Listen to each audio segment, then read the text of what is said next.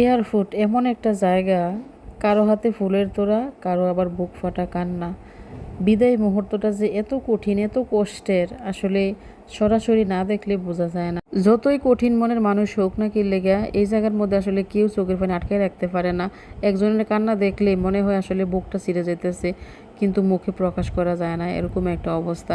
মে মাসের 25 তারিখ রাত্র ছিল আমাদের জন্য অনেক হাসি খুশি।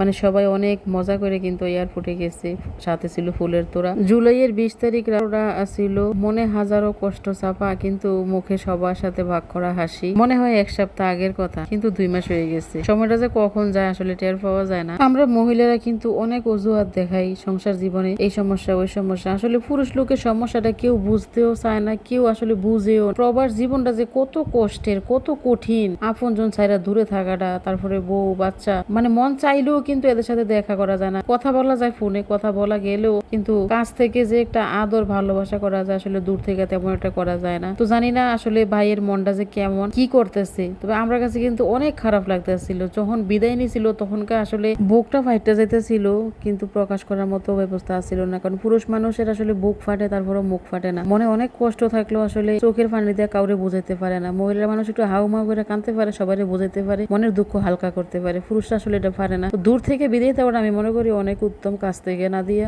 কাছে গেলে আসলে সবচেয়ে বেশি কষ্ট লাগে, বেশি খারাপ লাগে। জানি না একজন মা কিভাবে এই জায়গায় দাঁড়াইয়া একটা ছেলেরে বিদায় দেয়। আমার আসলে ছোট বোনের জামাই, কিন্তু আমার কাছে অনেক খারাপ লাগতেছে। আমি জানি না ছোট বোনের মনটা কেমন লাগতেছে, কি যে করতেছে। প্রবাসী ভাইদের জীবনটা যে কত কষ্টের আর কত কঠিন। সারাদিন কিন্তু অনেক পরিশ্রম করে, অনেক পরিশ্রম করার পর কিন্তু বাসায় এসে রান্না বাড়া, তারপরে হইলো খাওয়া দাওয়া, কাপড় ধোয়া, নিজের হাতে কিন্তু নিজের সব কাজ করতে হয়। অসুস্থ হয়ে থাকলেও কিন্তু পাশে কেউ নাই, কেউ যে ওটা পানি দিব, এই পানি দেওয়ার লোকটা আসলে তখন পাশে থাকে না।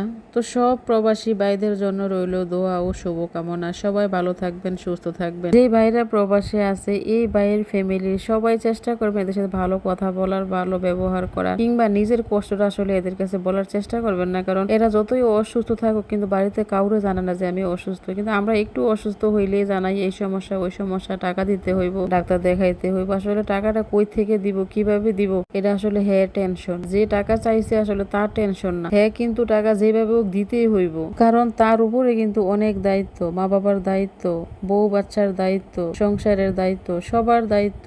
একটু 19 থেকে 20 হইলেই কিন্তু শুরু হয়ে যায় অশান্তি। তো বিদেশ এমন একটা জায়গা, আসলে ওইখানে চেহারা দেখে কেউ টাকা দেয় না, কঠোর পরিশ্রম করার পর তারপর টাকা দেয়। তো এই টাকারই আসলে আমরা ভালো কাজে ব্যয় করার চেষ্টা করবো ইনশাল্লাহ। আর যে প্রবাসী ভাইরা বিদেশে আছে, এদের জন্য সবাই দোয়া করবেন। এরা আসলে টাকার মেশিন না, এরা পরিশ্রমের মেশিন।